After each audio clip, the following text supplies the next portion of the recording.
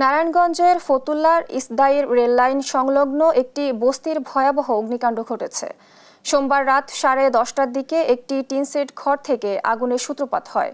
আগুন দ্রুত ছড়িয়ে পড়ে অন্তত 20টি আধা কাঁচা ঘর ও আসবাবপত্র পুড়ে যায়। স্থানীয়রা আগুন নিয়ন্ত্রণের চেষ্টা চালালেও পরে ফায়ার সার্ভিসের 4টি ইউনিট প্রায় 1 ঘন্টা চেষ্টায় আগুন নিয়ন্ত্রণে আনে। স্থানীয়দের মতে রেল লাইনের পাশে থাকা একটি ভাসমান টিনশেড ঘর থেকে আগুনের সূত্রপাত ঘটে। ফায়ার সার্ভিসের প্রাথমিকভাবে ধারণা করছে বৈদ্যুতিক শর্ট সার্কিট থেকেই আগুনের সূত্রপাত হয়েছে। আগুনে কেউ হতাহত হয়নি, তবে ক্ষয়ক্ষতির পরিমাণ এখনও নির্ধারণ করা সম্ভব হয়নি বলে জানিয়েছেন নারায়ণগঞ্জ ফায়ার সার্ভিসের সিনিয়র স্টেশন অফিসার শাহজাহান মিয়া।